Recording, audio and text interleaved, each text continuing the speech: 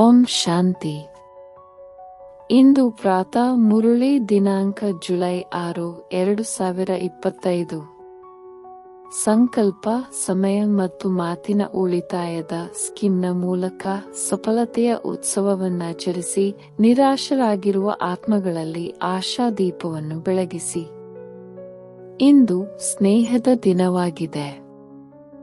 4 ಕಡೆಯ ಎಲ್ಲ ಮಕ್ಕಳು ಸ್ನೇಹ ಸಗರನಲ್ಲಿ ಸಮಾವೇಶವಾಗಿದ್ದಾರೆ. ಈ ಸ್ನೇಹವು ಸಹಜಯೋಗಿಗಳನ್ನಾಗಿ ಮಾಡುವಂತಹದ್ದಾಗಿದೆ. ಸ್ನೇಹವು ಸರ್ವ ಅನ್ಯಾಕರ್ಷಣೆಗಳಿಂದ ದೂರ ಮಾಡುವಂತಹದ್ದಾಗಿದೆ. ಸ್ನೇಹದ ವರದಾನವು ತಾವೆಲ್ಲ ಮಕ್ಕಳಿಗೆ ಜನ್ಮದ ವರದಾನವಾಗಿದೆ. ಸ್ನೇಹದಲ್ಲಿ ಪರಿವರ್ತನೆ ಮಾಡಿಸುವ ಶಕ್ತಿಯಿದೆ ಅಂದಾಗ ಇಂದಿನ ದಿನ 2 ಪ್ರಕಾರದ ಮಕ್ಕಳನ್ನು 4 ಕಡೆ ನೋಡಿದೆವು. ಲವಲಿ ಮಕ್ಕಳಂತೂ ಎಲ್ಲರೂ ಆಗಿದ್ದಾರೆ, ಆದರೆ 1ನೆಯವರು ಲವಲಿ ಮಕ್ಕಳು, 2ನೇ ಪ್ರಕಾರದವರು ಲವಲೀನ ಮಕ್ಕಳು. ಲವಲೀನ ಮಕ್ಕಳು ಪ್ರತಿ ಸಂಕಲ್ಪ, ಪ್ರತಿ ಶ್ವಾಸದಲ್ಲಿ, ಪ್ರತಿ ಮಾತು, ಪ್ರತಿಯೊಂದು ಕರ್ಮದಲ್ಲಿ ಸ್ವತಃ ಮತ್ತು ಸಹಜವಾಗಿ ತಂದೆಯ ಸಮಾನರಾಗಿರುತ್ತಾರೆ. ಏಕೆ? ಮಕ್ಕಳಿಗೆ ತಂದೆಯು ಸಮರ್ಥ ಭವದ ವರದಾನ ಕೊಟ್ಟಿದ್ದಾರೆ. ಇಂದಿನ ದಿನಕ್ಕೆ ಸ್ಮೃತಿ ಸಮರ್ಥ ದಿವಸವೆಂದು ಹೇಳುತ್ತೀರಿ. ಏಕೆ? ತಂದೆಯು ಇಂದಿನ ದಿನದಂದು ಸ್ವಯಂನು ಬೆನ್ನೆಲುಬನ್ನಾಗಿ ಮಾಡಿಕೊಂಡರು ಮತ್ತು ಲವಲೀನ ಮಕ್ಕಳನ್ನು ವಿಶ್ವದ ಸ್ಟೇಜಿನಲ್ಲಿ ಪ್ರತ್ಯಕ್ಷಗೊಳಿಸಿದರು. ವ್ಯಕ್ತದಲ್ಲಿ ಮಕ್ಕಳನ್ನು ಪ್ರತ್ಯಕ್ಷ ಮಾಡಿ ಸ್ವಯಂ ಅವ್ಯಕ್ತ ರೂಪದಲ್ಲಿ ಜೊತೆಗಾರನಾದರು. ಇಂದಿನ ಈ ಸ್ಮೃತಿ ಸಮರ್ಥ ದಿವಸದಂದು ಮಕ್ಕಳನ್ನು ಬಾಲಕರಿಂದ ಮಾಲೀಕರನ್ನಾಗಿ ಮಾಡಿ ಸರ್ವಶಕ್ತಿವಂತ ತಂದೆಯನ್ನು ಸರ್ವಶಕ್ತಿವಂತರಾಗಿ ಪ್ರತ್ಯಕ್ಷ ಮಾಡುವ ಕಾರ್ಯವನ್ನು ಕೊಡಲಾಯಿತು ಮತ್ತು ತಂದೆಯು ನೋಡಿ ಖುಷಿಪಡುತ್ತಾರೆ. ಎಲ್ಲ ಮಕ್ಕಳು ಸಹ ಯಥಾಯೋಗ ತಥಾ ಶಕ್ತಿಯಿಂದ ತಂದೆಯನ್ನು ಪ್ರತ್ಯಕ್ಷ ಮಾಡುವ ಅರ್ಥಾತ್ ವಿಶ್ವ ಕಲ್ಯಾಣ ಮಾಡಿ ವಿಶ್ವ ಪರಿವರ್ತನೆ ಮಾಡುವ ಕಾರ್ಯದಲ್ಲಿ ತೊಡಗಿದ್ದಾರೆ. ತಂದೆಯ ಮೂಲಕ ಯಾವ ಸರ್ವಶಕ್ತಿಗಳ ಆಸ್ತಿಯು ಸಿಕ್ಕಿದೆಯೋ ಅದನ್ನು ಸ್ವಯಂನ ಪ್ರತಿ ಹಾಗೂ ವಿಶ್ವದ ಆತ್ಮಗಳ ಪ್ರತಿ ಕಾರ್ಯದಲ್ಲಿ ತೊಡಗಿಸುತ್ತಿದ್ದಾರೆ. ಬಾಪ್ದಾದಾರವರು ಸಹ ಇಂತಹ ಸರ್ವಶಕ್ತಿವಂತರು, ತಂದೆಯ ಸಮಾನ ಉಮ್ಮಂಗ ಉತ್ಸಾಹದಲ್ಲಿರುವಂತಹ ಆಲ್ರೌಂಡ್ ಸೇವಾದಾರಿ, ನಿಸ್ವಾರ್ಥ ಸೇವಾದಾರಿ, ಬೇಹದ್ದಿನ ಸೇವಾದಾರಿ ಮಕ್ಕಳಿಗೆ ಪದಮಾದಷ್ಟು ಶುಭಾಶಯಗಳನ್ನು ನೀಡುತ್ತಿದ್ದೇವೆ. ಶುಭಾಶಯಗಳು. ಶುಭಾಶಯಗಳು. ದೇಶ ವಿದೇಶ ದೇಶದ ಮಕ್ಕಳು ಕಡಿಮೆಯಿಲ್ಲ ಮತ್ತು ವಿದೇಶದ ಮಕ್ಕಳು ಸಹ ಕಡಿಮೆಯಿಲ್ಲ. ಬಾಪ್ದಾದ ಇಂತಹ ಮಕ್ಕಳ ಮಹಿಮೆಯನ್ನು ಒಳಗಿಂದೊಳಗೆ ಮಾಡುತ್ತಾರೆ ಮತ್ತು ಮಕ್ಕಳೇ ಎಂದು ಗೀತೆಯನ್ನು ಹಾಡುತ್ತಾರೆ. ತಾವೆಲ್ಲರೂ ಮಕ್ಕಳಾಗಿದ್ದೀರಲ್ಲವೇ? ಕೈಯನ್ನು ಅಲುಗಾಡಿಸುತ್ತಿದ್ದಾರೆ. ಬಹಳ ಒಳ್ಳೆಯದು. ಬಾಪ್ದಾದಾರವರಿಗೆ ಹೆಮ್ಮೆ ಇದೆ. ಮಕ್ಕಳ ಪ್ರತಿ ಯಾವ ಹೆಮ್ಮೆ ಇದೆ ಎಂದರೆ ಇಡೀ ಕಲ್ಪದಲ್ಲಿ ಯಾವ ತಂದೆಯ ಪ್ರತಿ ಮಗು ಸ್ವರಾಜ್ಯಾಧಿಕಾರಿ ರಾಜರಾಗಿರುವಂತಹವರು ಯಾರೂ ಇರಲು ಸಾಧ್ಯವಿಲ್ಲ. ತಾವೆಲ್ಲರೂ ಸ್ವರಾಜ್ಯ ಅಧಿಕಾರಿ ರಾಜರಲ್ಲವೇ? ಪ್ರಜೆಗಳಲ್ಲ ತಾನೇ? ಕೆಲವು ಮಕ್ಕಳು ವಾರ್ತಾಲಾಪ ಮಾಡುವಾಗ ಹೇಳುತ್ತಾರೆ, ಬಾಬಾ, ನಾವು ಭವಿಷ್ಯದಲ್ಲಿ ಏನಾಗುತ್ತೇವೆ ಅದರ ಚಿತ್ರವನ್ನು ನಮಗೆ ತೋರಿಸಿ. ಬಾಪ್ದಾದ ಏನು ಹೇಳುತ್ತಾರೆ? ಹಳೆಯ ಮಕ್ಕಳಂತೂ ಹೇಳುತ್ತಾರೆ, ಜಗದಂಬಾ ತಾಯಿಯು ಪ್ರತಿಯೊಬ್ಬ ಮಗುವಿಗೆ ಚಿತ್ರವನ್ನು ತೋರಿಸುತ್ತಿದ್ದರು, ಅಂದಾಗ ನಮಗೂ ಚಿತ್ರವನ್ನು ತೋರಿಸಿ. ಇದಕ್ಕೆ ಬಾಪ್ದಾದ ಹೇಳುತ್ತಾರೆ, ಪ್ರತಿಯೊಬ್ಬ ಮಗುವಿಗೆ ತಂದೆಯು ವಿಚಿತ್ರ ದರ್ಪಣ ಕೊಟ್ಟಿದ್ದಾರೆ. ಆ ದರ್ಪಣದಲ್ಲಿ ನಾನು ಯಾರು ಎಂದು ತಮ್ಮ ಭವಿಷ್ಯದ ಚಿತ್ರವನ್ನು ನೋಡಬಲ್ಲಿರಿ. ಆ ದರ್ಪಣ ತಮ್ಮ ಬಳಿ ಇದೆ. ಅದು ಯಾವ ದರ್ಪಣವೆಂದು ತಿಳಿದುಕೊಂಡಿದ್ದೀರ? ಮೊದಲ ಸಾಲಿನವರು ತಿಳಿದುಕೊಂಡಿರಬೇಕಲ್ಲವೇ? ಆ ದರ್ಪಣವಾಗಿದೆ. ವರ್ತಮಾನ ಸಮಯದ ಸ್ವರಾಜ್ಯ ಸ್ಥಿತಿಯ ದರ್ಪಣ. ವರ್ತಮಾನ ಸಮಯದಲ್ಲಿ ಯಾರೆಷ್ಟು ಸ್ವರಾಜ್ಯಾಧಿಕಾರಿಯಾಗಿದ್ದಾರೆಯೋ ಅದರನುಸಾರ ವಿಶ್ವದ ರಾಜ್ಯಾಧಿಕಾರಿಗಳಾಗುತ್ತಾರೆ. ಈಗ ತಮ್ಮನ್ನು ತಾವು ನಾನು ಸದಾ ಸ್ವರಾಜ್ಯ ಅಧಿಕಾರಿಯಾಗಿದ್ದೇನೆ ಅಥವಾ ಕೆಲವೊಮ್ಮೆ ಅಧೀನ ಕೆಲವೊಮ್ಮೆ ಅಧಿಕಾರಿಯೇ ಎಂದು ದರ್ಪಣದಲ್ಲಿ ನೋಡಿಕೊಳ್ಳಿ. ಕೆಲವೊಮ್ಮೆ ಅಧಿಕಾರಿಯಾಗುತ್ತೀರಿ. ಕೆಲವೊಮ್ಮೆ ಕಣ್ಣು ಮೋಸ ಮಾಡುತ್ತದೆ, ಮನಸ್ಸು ಮೋಸಗೊಳಿಸುತ್ತದೆ, ಬಾಯಿಯು ಮೋಸ ಮಾಡುತ್ತದೆ, ಇನ್ನು ಕೆಲವೊಮ್ಮೆ ಕಿವಿಗಳು ಸಹ ಮೋಸಗೊಳಿಸುತ್ತದೆ. ವ್ಯರ್ಥ ಮಾತುಗಳನ್ನು ಕೇಳುವ ಆಸಕ್ತಿ ಬಂದು ಬಿಡುತ್ತದೆ. ಒಂದು ವೇಳೆ ಯಾವುದೇ ಕರ್ಮೇಂದ್ರಿಯವು ಮೋಸಗೊಳಿಸುತ್ತದೆ, ಪರವಶರನ್ನಾಗಿ ಮಾಡುತ್ತದೆ ಎಂದರೆ ಇದರಿಂದ ಸಿದ್ಧವಾಗುತ್ತದೆ. ತಂದೆಯ ಮೂಲಕ ಯಾವ ಸರ್ವಶಕ್ತಿಗಳು ವರದಾನದಲ್ಲಿ ಸಿಕ್ಕಿದೆ ಹಾಗೂ ಆಸ್ತಿಯಲ್ಲಿ ಸಿಕ್ಕಿದೆಯೋ ಆ ಕಂಟ್ರೋಲಿಂಗ್ ಪವರ್, ರೂಲಿಂಗ್ ಪವರ್ ಇಲ್ಲ ಅಂದಾಗ ಆಲೋಚಿಸಿ. ಯಾರು ಸ್ವಯಂನ ಮೇಲೆ ಆಡಳಿತ ನಡೆಸಲು ಸಾಧ್ಯವಿಲ್ಲವೋ ಅವರು ವಿಶ್ವದ ಮೇಲೆ ಹೇಗೆ ಆಡಳಿತ ಮಾಡಬಲ್ಲರು? ತಮ್ಮ ವರ್ತಮಾನ ಸ್ಥಿತಿಯ ಸ್ವರಾಜ್ಯ ಅಧಿಕಾರಿಯ ದರ್ಪಣದಲ್ಲಿ ಪರಿಶೀಲನೆ ಮಾಡಿಕೊಳ್ಳಿ.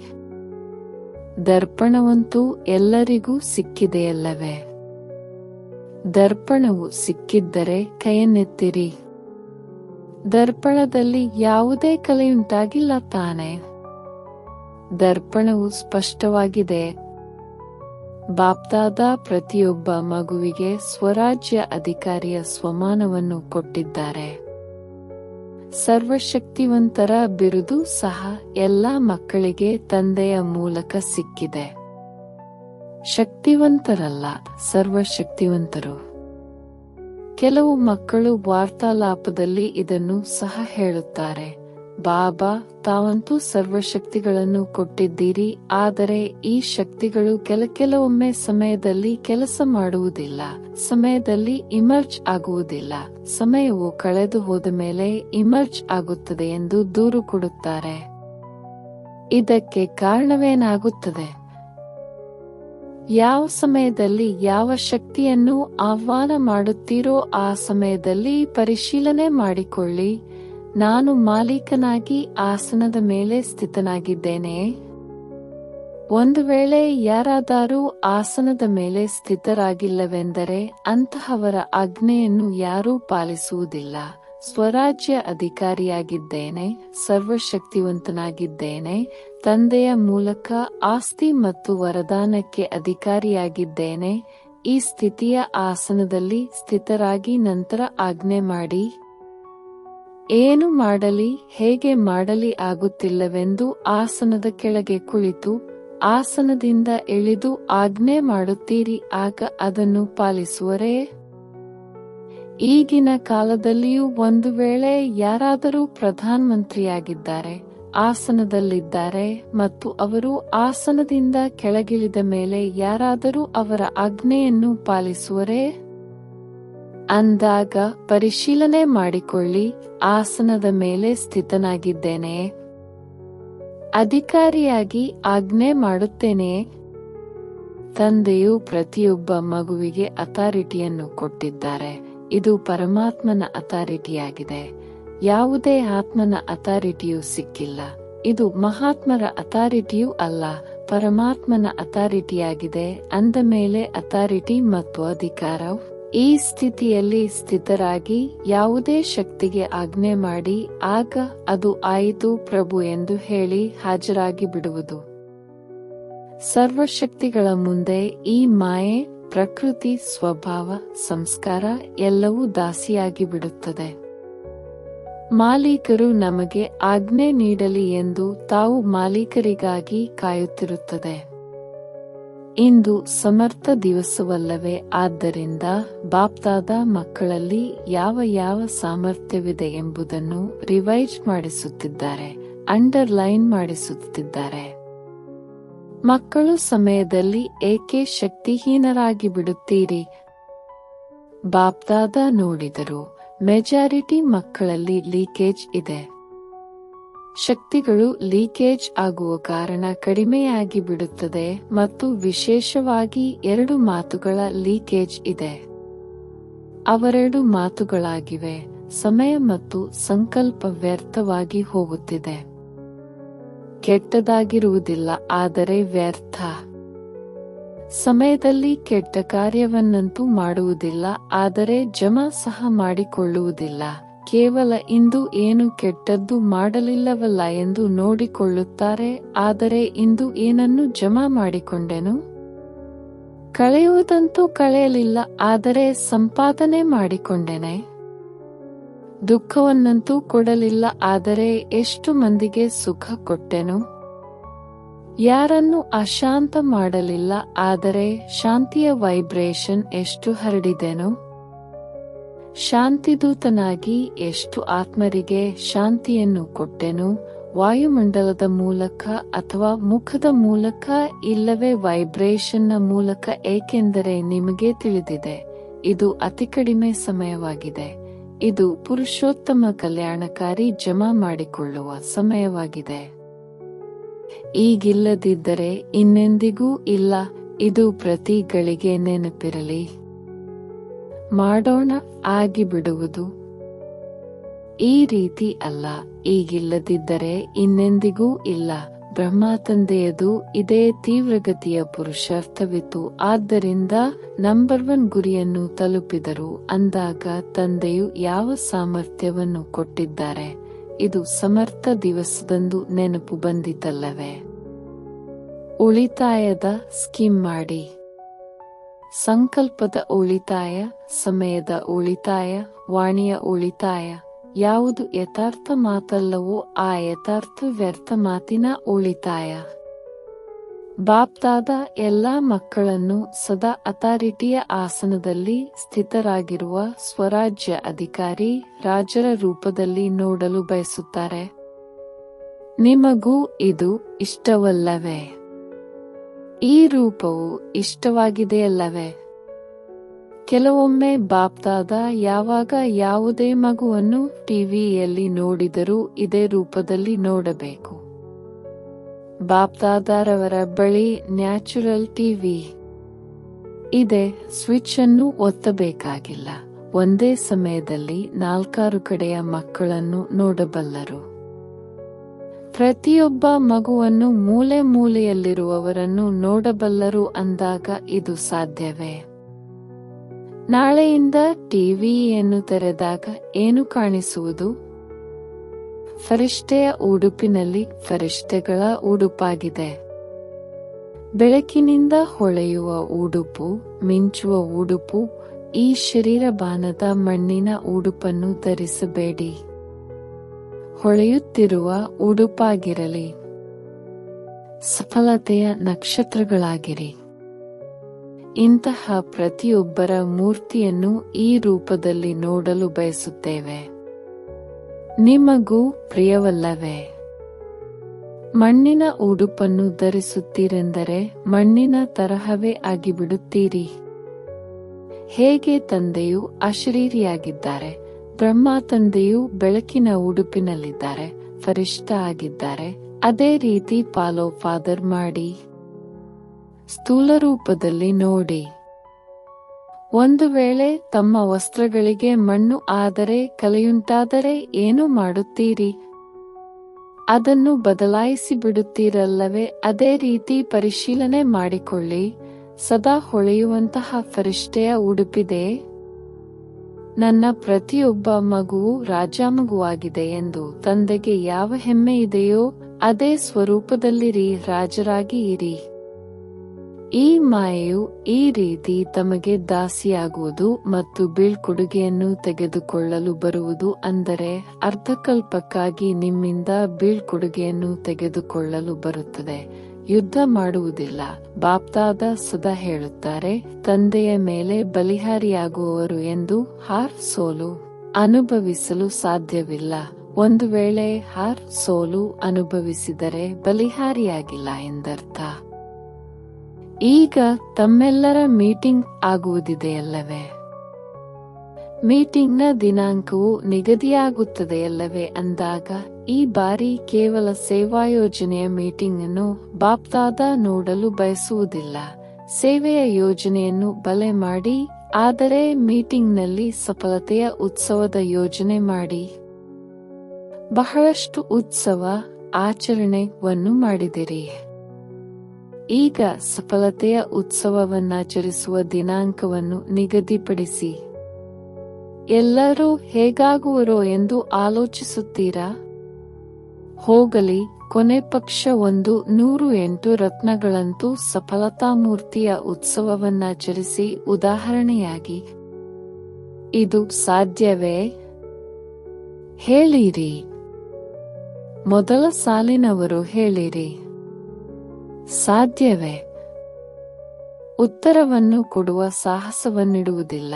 ಮಾಡುತ್ತೇವೆಯೇ ಅಥವಾ ಇಲ್ಲವೋ ಎಂದು ಆಲೋಚಿಸುತ್ತೀರಿ. ಸಾಹಸವಿದ್ದಾಗ ಅಲ್ಲಿ ಎಲ್ಲವೂ ಆಗುತ್ತದೆ.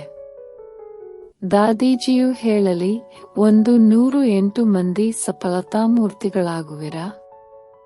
ಹೌದು ಬಾಬಾ, ಖಂಡಿತ ಆಗಲು ಸಾಧ್ಯತೆಯಿದೆ.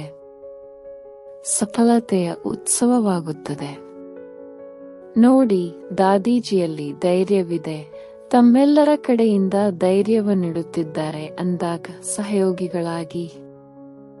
ಈ ಬಾರಿ ಮೀಟಿಂಗ್ ಆದಾಗ ಅದರಲ್ಲಿ ಬಾಪ್ದಾದ ರಿಪೋರ್ಟ್ ತೆಗೆದುಕೊಳ್ಳುತ್ತೇವೆ. ಪಾಂಡವರೇ ಹೇಳಿ, ಏಕೆ ಸುಮ್ಮನಿದ್ದೀರಿ? ಏಕೆ ಮೌನವಾಗಿದ್ದೀರಿ? ಸಾಹಸವನ್ನೇಕೆ ಇಡುತ್ತಿಲ್ಲ? ಮಾಡಿ ತೋರಿಸುವಿರಾ? ಒಳ್ಳೆಯದು.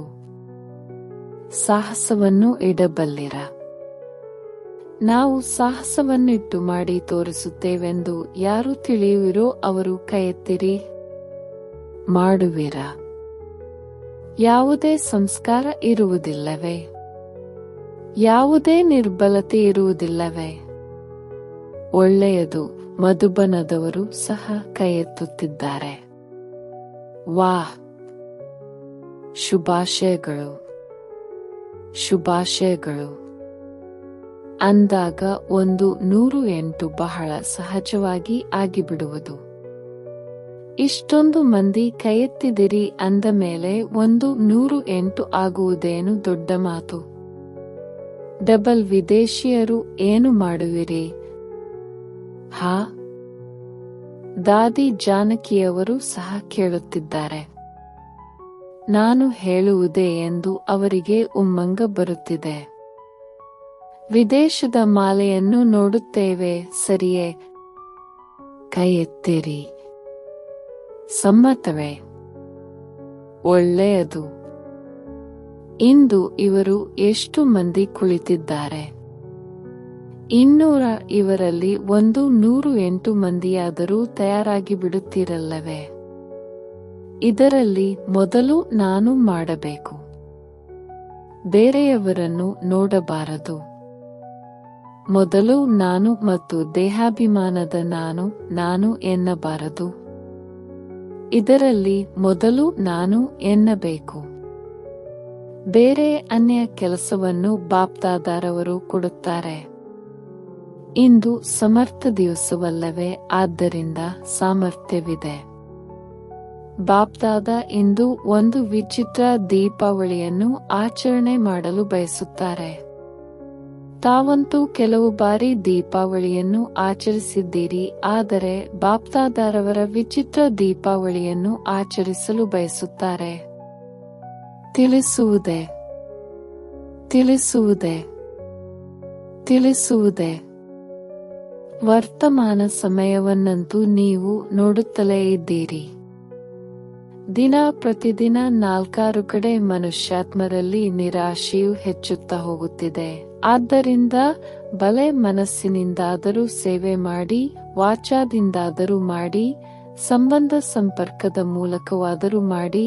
ಆದರೆ ಬಾಪ್ದಾದ ನಿರಾಶರಾಗಿರುವ ಮನುಷ್ಯರಲ್ಲಿ ಆಶಾದೀಪವನ್ನು ಬೆಳಗಿಸಲು ಬಯಸುತ್ತಾರೆ. 4 ಕಡೆ ಮನುಷ್ಯಾತ್ಮರ ಮನಸ್ಸಿನಲ್ಲಿ ಆಶಾದೀಪವು ಬೆಳಗಲಿ. ಈ ಆಶಾದೀಪಗಳ ದೀಪಾವಳಿಯನ್ನು ನೋಡಲು ಬಾಪ್ದಾದ ಬಯಸುತ್ತಾರೆ. ಇದು ಸಾಧ್ಯವೇ? ವಾಯುಮಂಡಲದಲ್ಲಿ ಕೊನೆ ಪಕ್ಷ ಈ ಆಶಾದೀಪಗಳು ಬೆಳಗಲಿ, ಆಗ ವಿಶ್ವಪರಿವರ್ತನೆಯೂ ಆಯಿತೆಂದರೆ ಆಯಿತು. ಸ್ವರ್ಣಿಮ ಪ್ರಭಾತವು ಬಂದಿತೆಂದರೆ ಬಂದಿತು. ಏನೂ ಆಗುವುದಿಲ್ಲ, ನಮ್ಮಿಂದ ಮಾಡಲು ಸಾಧ್ಯವಿಲ್ಲ. ಈ ನಿರಾಶೆಯು ಸಮಾಪ್ತಿಯಾಗಲಿ. ಆಶಾದೀಪವು ಬೆಳಗಲಿ. ಇದನ್ನು ಮಾಡಲು ಸಾಧ್ಯವಿದೆಯಲ್ಲವೇ? ಇದು ಸಹಜವಲ್ಲವೇ ಅಥವಾ ಕಷ್ಟವೋ? ಸಹಜವೇ. ಯಾರು ಮಾಡುವಿರೋ ಅವರು ಕೈಯೆತ್ತಿರಿ. ಮಾಡುವಿರಾ? ಇಷ್ಟೊಂದು ಮಂದಿ ಆಶಾದೀಪವನ್ನು ಬೆಳಗಿಸುತ್ತೀರೆಂದರೆ ದೀಪಾವಳಿಯಾಗಿ ಬಿಡುತ್ತದೆಯಲ್ಲವೇ? ಇಷ್ಟು ಶಕ್ತಿಶಾಲಿ ವಾಯುಮಂಡಲವನ್ನು ತಯಾರು ಮಾಡಿ ಹೋಗಲಿ. ಸನ್ಮುಖದಲ್ಲಿ ತಲುಪಲು ಸಾಧ್ಯವಿಲ್ಲವೆಂದರೆ ಲೈಟ್ ಹೌಸ್ ಮೈಟ್ ಹೌಸ್ ಆಗಿ ದೂರದವರೆಗೆ ವೈಬ್ರೇಷನ್ ಹರಡಿಸಿ. ಯಾವಾಗ ವಿಜ್ಞಾನವು ಲೈಟ್ ಹೌಸ್ನ ಮೂಲಕ ದೂರದವರೆಗೆ ಪ್ರಕಾಶವನ್ನು ಕೊಡುತ್ತದೆ ಅಂದ ಮೇಲೆ ತಾವು ವೈಬ್ರೇಷನ್ ಹರಡಿಸಲು ಸಾಧ್ಯವಿಲ್ಲವೇ? ಕೇವಲ ಮಾಡಲೇಬೇಕೆಂದು ದೃಢ ಸಂಕಲ್ಪ ಮಾಡಿ ಬ್ಯುಸಿಯಾಗಿ ಬಿಡಿ. ಮನಸ್ಸನ್ನು ಬ್ಯುಸಿಯಾಗಿಟ್ಟುಕೊಳ್ಳುತ್ತೀರೆಂದರೆ ಸ್ವಯಂಗೂ ಲಾಭ ಮತ್ತು ಅನ್ಯಾತ್ಮರಿಗೂ ಲಾಭ. ನಡೆದಾಡುತ್ತಾ ತಿರುಗಾಡುತ್ತಾ ಇದನ್ನೇ ವೃತ್ತಿಯಲ್ಲಿಟ್ಟುಕೊಳ್ಳಿ. ವಿಶ್ವದ ಕಲ್ಯಾಣ ಮಾಡಲೇಬೇಕಾಗಿದೆ. ಈ ವೃತ್ತಿಯು ವಾಯುಮಂಡಲವನ್ನು ಹರಡುವುದು, ಏಕೆಂದರೆ ಸಮಯವು ಆಕಸ್ಮಿಕವಾಗಿ ಆಗಲಿದೆ. ತಮ್ಮ ಸಹೋದರ ಸಹೋದರಿಯರು ತಾವು ನಮಗೆ ಏಕೆ ತಿಳಿಸಿಲ್ಲವೆಂದು ದೂರು ಕೊಡಬಾರದು. ಅಂತ್ಯದ ಸಮಯದೊಳಗೆ ಮಾಡಿಬಿಡುತ್ತೇವೆಂದು ಕೆಲವು ಮಕ್ಕಳು ಹೇಳಿಬಿಡುತ್ತಾರೆ. ಆದರೆ ಅಂತಿಮದಲ್ಲಿ ನೀವು ಮಾಡಿದರೂ ಸಹ ತಮಗೆ ದೂರು ಕೊಡುತ್ತಾರೆ.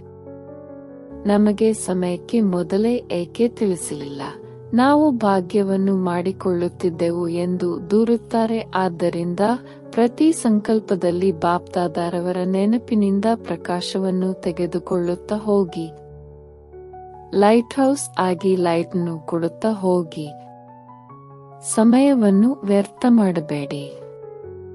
ಮಕ್ಕಳು ಬಹಳ ಯುದ್ಧ ಮಾಡುವುದನ್ನು ಬಾಪ್ದಾದ ನೋಡುತ್ತಾರೆ.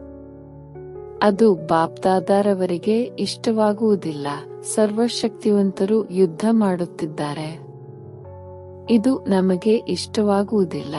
ರಾಜರಾಗಿ ಸಫಲತಾಮೂರ್ತಿಗಳಾಗಿ ನಿರಾಶೆಯನ್ನು ಸಮಾಪ್ತಿ ಮಾಡಿ ಆಶಾದೀಪವನ್ನು ಬೆಳಗಿಸಿ. ಒಳ್ಳೆಯದು. ಎಲ್ಲಾ ಕಡೆಯ ಮಕ್ಕಳ ಸ್ನೇಹದ ನೆನಪಿನ ಮಾಲೆಗಳು ಬಹಳಷ್ಟು ಬಂದು ತಲುಪಿದೆ.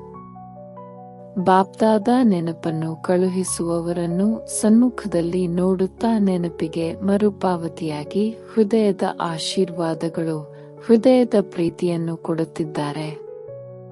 ಒಳ್ಳೆಯದು. ಯಾರು ಮೊದಲ ಬಾರಿ ಬಂದಿದ್ದೀರೋ ಅವರು ಎದ್ದು ನಿಲ್ಲಿ. ಒಳ್ಳೆಯದು. ಪ್ರತಿ ಸರದಿಯಲ್ಲಿ ನೋಡಿದ್ದೇವೆ.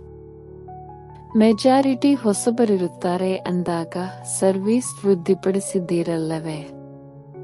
ಎಷ್ಟೊಂದು ಮಂದಿಗೆ ಸಂದೇಶ ಕೊಟ್ಟಿದ್ದೀರಿ. ಹೇಗೆ ತಮ್ಮೆಲ್ಲರಿಗೂ ಸಂದೇಶ ಸಿಕ್ಕಿತು, ಅದೇ ರೀತಿ ತಾವು ಸಹ ಇನ್ನೂ ಹೆಚ್ಚು ಸಂದೇಶ ಕೊಡಿ, ಯೋಗ್ಯರನ್ನಾಗಿ ಮಾಡಿ. ಒಳ್ಳೆಯದು. ಪ್ರತಿ ಸಬ್ಜೆಕ್ಟ್ನಲ್ಲಿ ಇನ್ನೂ ಉಮ್ಮಂಗ ಉತ್ಸಾಹದಿಂದ ಮುಂದುವರೆಯಿರಿ.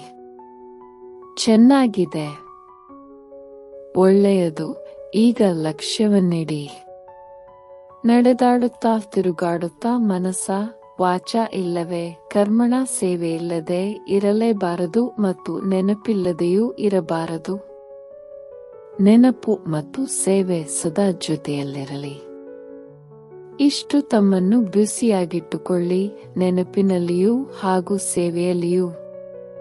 ಖಾಲಿ ಇರುತ್ತೀರೆಂದರೆ ಮಾಯೆಯು ಬರಲು ಅವಕಾಶ ಸಿಗುತ್ತದೆ. ಇಷ್ಟು ಬ್ಯುಸಿಯಾಗಿರಿ, ಅದರಿಂದ ದೂರದಿಂದಲೇ ಮಾಯೆಯು ಬರುವ ಸಾಹಸವಿಡಬಾರದು. ಮತ್ತೆ ತಂದೆಯ ಸಮಾನರಾಗುವ ಯಾವ ಲಕ್ಷ್ಯವನ್ನಿಟ್ಟಿದ್ದೀರಿ ಅದು ಸಹಜವಾಗಿ ಬಿಡುವುದು. ಪರಿಶ್ರಮ ಪಡಬೇಕಾಗುವುದಿಲ್ಲ. ಸ್ನೇಹಿ ಸ್ವರೂಪರಾಗಿರುತ್ತೀರಿ. ಒಳ್ಳೆಯದು. ಬಾಪ್ದಾದಾರವರ ನಯನಗಳಲ್ಲಿ ಸಮಾವೇಶವಾಗಿರುವ ಕಣ್ಮಣಿಗಳು ತಂದೆಯ ಸರ್ವಪ್ರಾಪ್ತಿಗಳಿಗೆ ಅಧಿಕಾರಿ ಶ್ರೇಷ್ಠಾತ್ಮಗಳು, ಸದಾ ಉಮ್ಮಂಗ ಉತ್ಸಾಹದ ರೆಕ್ಕೆಗಳಿಂದ ಹಾರುವ ಮತ್ತು ಹಾರಿಸುವಂತಹ ಮಹಾವೀರ ಮತ್ತು ಮಹಾವೀರಿಣಿ ಮಕ್ಕಳಿಗೆ ಒಬ್ಬ ತಂದೆಯ ಸಂಸಾರವಾಗಿದ್ದಾರೆ. ಈ ಲಗನ್ನಿನಲ್ಲಿ ಮಗ್ನರಾಗಿರುವ ಲವಲೀನ ಮಕ್ಕಳಿಗೆ ಲವಲೀನರಾಗುವುದು ಅರ್ಥಾತ್ ತಂದೆಯ ಸಮಾನ ಸಹಜ ಆಗುವುದು ಅಂದಾಗ ಲವಲಿ ಮತ್ತು ಲವಲೀನ ಎರಡೂ ಪ್ರಕಾರದ ಮಕ್ಕಳಿಗೆ ಬಹಳ ಬಹಳ ಪದುಮದಷ್ಟು ನೆನಪು, ಪ್ರೀತಿ ಹಾಗೂ ನಮಸ್ತೆ.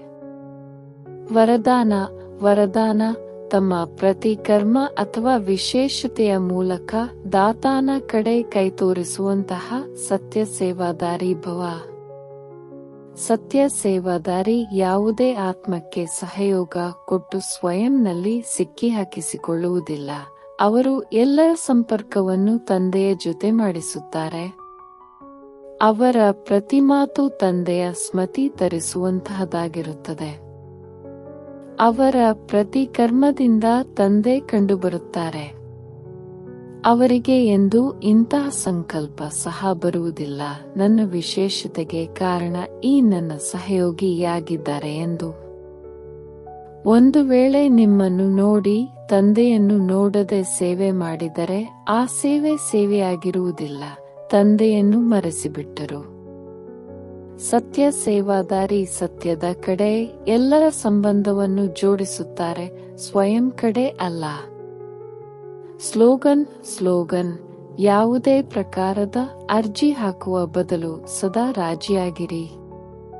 ಅವ್ಯಕ್ತ ಸೂಚನೆ ಸಂಕಲ್ಪ ಶಕ್ತಿಯನ್ನು ಜಮಾ ಮಾಡಿ ಶ್ರೇಷ್ಠ ಸೇವೆಗೆ ನಿಮಿತ್ತರಾಗಿ. ಶ್ರೇಷ್ಠ ಭಾಗ್ಯದ ಗೆರೆ ಎಳೆಯುವ ಆಧಾರವಾಗಿದೆ ಶ್ರೇಷ್ಠ ಸಂಕಲ್ಪ ಹಾಗೂ ಶ್ರೇಷ್ಠ ಕರ್ಮ.